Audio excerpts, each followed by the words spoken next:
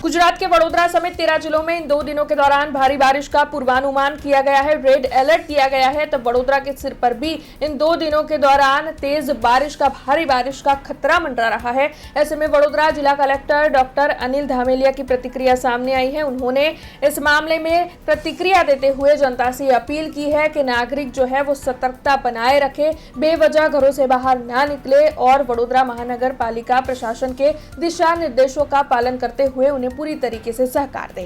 आज 31 जुलाई 2026 भारतीय हवामान विभागની આગાહી મુજબ આજે ગુજરાતના 13 જેટલા જિલ્લાઓની અંદર વડોદરા સહિતના જિલ્લાઓની અંદર રેડ એલર્ટ જાહેર કરવામાં આવ્યું છે। વડોદરા જિલ્લામાં ભારેથી અતિ ભારે વરસાદની આગાહી આજે છે।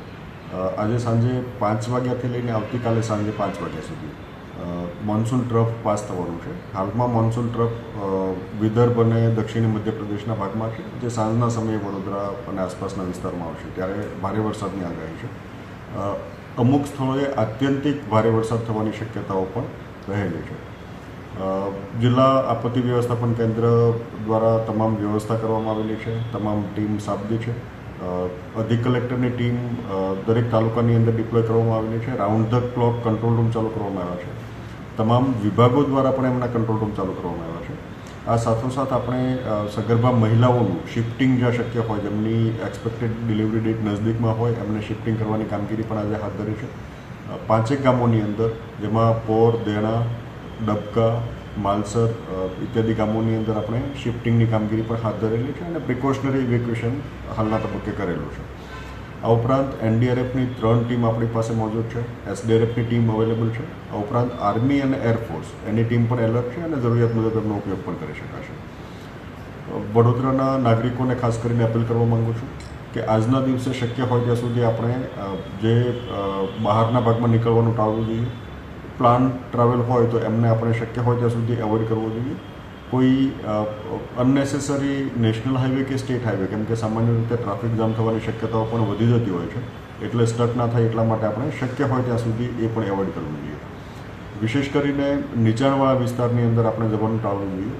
નદીકાંઠાના ભાગની અંદર વડોદરા જિલ્લાની અંદર નર્મદા, ઢાઢર, વિશ્વામિત્રી, દેવ અને મહીસાગર આ તમામ નદીકાંઠાના વિસ્તારોની અંદર નીચાણવાળા ગામોની અંદર લોકો ન જાય એની તકેદારી રાખવી જોઈએ। ઇવેક્યુએશન તંત્ર દ્વારા કરવામાં આવે છે। સ્થાનિકે પણ સ્વમેળે નીચાણવાળા વિસ્તાર કે ભયજનક વિસ્તાર હોય ત્યાંથી લોકોએ સ્વમેળે જ આગામી 24 કલાક માટે શિફ્ટિંગ કરી દેવું જોઈએ, જેથી કરીને નીચાણવાળા વિસ્તારમાં ફસાવાનો પ્રશ્ન ઉપસ્થિત ના થાય। ગ્રામ્ય વિસ્તારની અંદર પશુઓ આપણા શક્ય હોય ત્યાં સુધી સાંજના સમયે ખુલ્લા રાખવા જોઈએ, જેથી કરીને પશુઓના મૃત્યુ પણ અટકાવી શકાય। આ ઉપરાંત આપણે શક્ય હોય ત્યાં સુધી વૃક્ષ, ટ્રાન્સફોર્મર્સ, થાંભલા, વાયર ઇત્યાદિની આસપાસ અથવા ભયજનક બિલ્ડિંગ હોય તો એની આસપાસ જતાં અટકવું જોઈએ। આ ઉપરાંત આપણે કોઈ જો એવા ઘરની અંદર રહેતા હોય કે જે ભયજનક હાલતમાં હોય અથવા નીચાણવાળા વિસ્તારની અંદર આવેલું હોય તો એ ભાગની અંદર આપણે જવાનું ટાળવું જોઈએ। हमसे जुड़े रहने के लिए हमारे YouTube चैनल को सब्सक्राइब करें और नई वीडियो की नोटिफिकेशन के लिए बेल आइकॉन को दबाएं।